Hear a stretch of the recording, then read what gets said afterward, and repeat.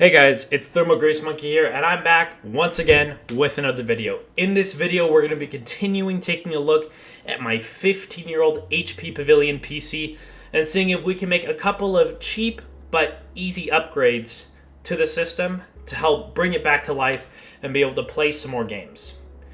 Starting it off with the initial specs that we had to start with, it was an AMD Phenom 2x6 1080T, 6-core, 6-thread.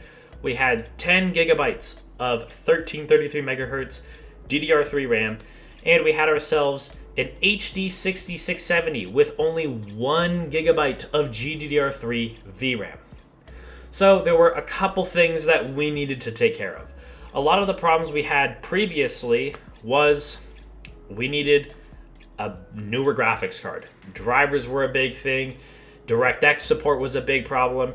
The CPU not being able to run CS2, which is still the same thing we're going to run into. Since we kept the AMD Phenom 2x6 1090T, we're still not going to be able to play CS2. But we can solve all the rest of our problems. 7 days running like a slideshow, and just being able to launch Dead by Daylight and Sea of Thieves. So we made a couple of key upgrades. We kept the CPU, as I said before, but the other thing we did was we upgraded the RAM a little bit. It wasn't necessarily needed, but it's something that I do recommend doing, trying to get to 16 gigs, especially because DDR3, even though Ramageddon is going on, is so cheap that it's a really easy thing to do. Now, unfortunately, we still are going to be limited to 1333 megahertz, but we have a 4x4 mismatched kit of RAM, but running at 1333 megahertz, the 16 gigs will help out a little bit. And for our graphics card, now we do have a 6-pin power connector for the power supply, but a lot of the cards that you would normally go with to pick for this were a little bit too much. The Phenom did bottleneck them quite a bit. Stuff like the GTX 1060 and RX 470 or 570 would be really nice options, but the bottlenecking is pretty bad on those, and it is very significant. Now, you can still make that leap if you want to, but I'm going to stick with the card that I ended up pairing with mine, the RX 460. This is a little 4 gigabyte one from MSI, single fan card, and I decided to drop that back into the system and show you guys what it looks like for a very cheap and simple upgrade to the system. Kicking things off, we'll start it off with Valheim again. This time, Valheim, we were able to run it at 1080p native, and we were around 30 FPS. It was a little stuttery, but once I turned it down to about 80 to 90% resolution scale, it smoothed things out quite a bit, and we had a 40 to 50 FPS experience. Very smooth, very nice, and a much better looking game now that we're running close to 1080p. Still at the lowest graphics settings, but that's fine.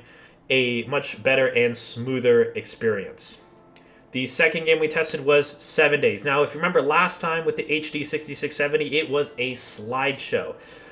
And this time it was a much smoother experience. Albeit in the footage, it might look a little bit rough because the video encoder on the RX 460 is not very good, but it was a much better experience. Close to 60 FPS overall, aside from a little bit of chug once you first load into the map. Once you start walking around and everything, it becomes a lot smoother, and that chug goes away entirely. It's a much smoother experience.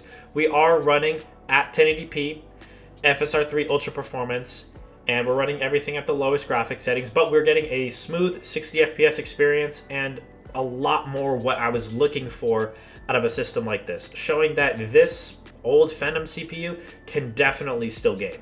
Obviously, like I mentioned before, CS2, still not going to run because we are still on the same processor, which is unfortunate, but it is what it is. But the fourth game we tried playing last time was Dead by Daylight. Dead by Daylight wouldn't launch because we had too old of drivers and it wouldn't let us play.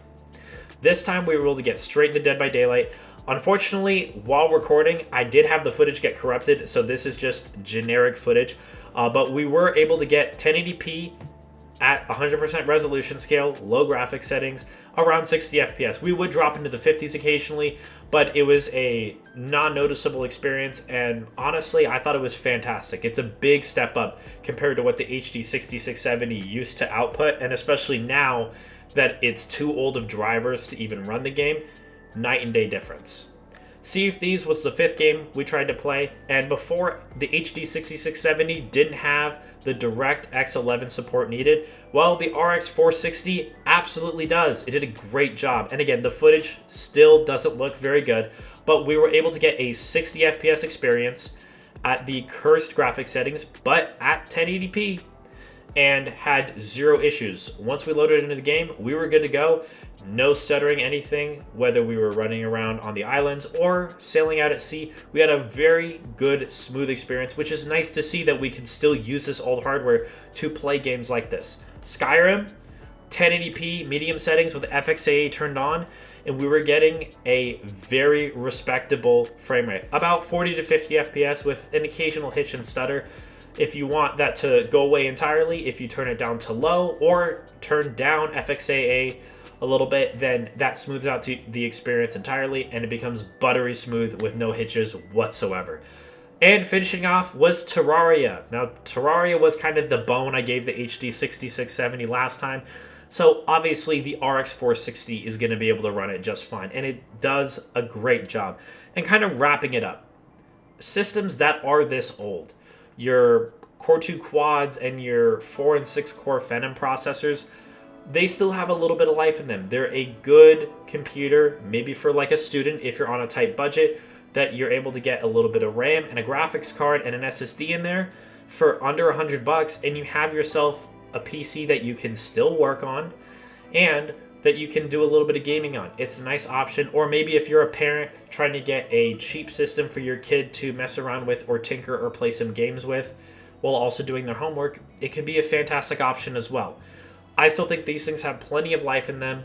You are, again, still relegated to Windows 10 or a Linux distro, but I don't think that that's a terrible option nowadays. For a system that's that cheap, especially with how tight people's budgets have been recently, I don't think it's a terrible option. And as far as it goes for the graphics cards, you have so many different options too. I picked the RX 460 just because I wanted something with 4 gigs of VRAM, and this was one that I got a while back for a really good price. But there's a lot of other good options around the similar price point and performance. The RX 560 is a good one, the GTX 950 or 1050, or even the GTX 960. Any of those cards are a fantastic choice. I have a tough time recommending higher cards because you have a significant CPU bottleneck going much higher than that. But if you're somebody who wants to turn up the graphics and you don't care about frame rate as much, then you can make that call for yourself. I just wanted to have a more balanced system, which is why I picked this. But I do hope you guys enjoyed the video. I know this is a little faster pace and a little bit different than what I normally do, but to me, some of this older hardware, especially this computer, has a special place in my heart personally. And I think that under certain use cases, although it's definitely starting to get to that point of irrelevant tech, I still think that the higher end CPUs from these generations are a fantastic option going forward if you're on a tight budget and you really only need very light, simple applications for this to be able to run. I think it's a fantastic option. So I hope you guys enjoyed the video. If you did, please hit that like button. If you didn't, feel free to hit the dislike button. Totally understand. If you guys are enjoying my content, hit that subscribe button, hit that bell icon so you guys are getting notifications for my videos are going up. And again, please leave some comments. This video and the one before are suggestions from people leaving comments on my videos, helping me to know what you guys want to see from me. So please leave some comments. I'm always reading them, and I can't wait to hear your guys' suggestions. So I will see you guys next week, though. Have a great rest of your week, guys.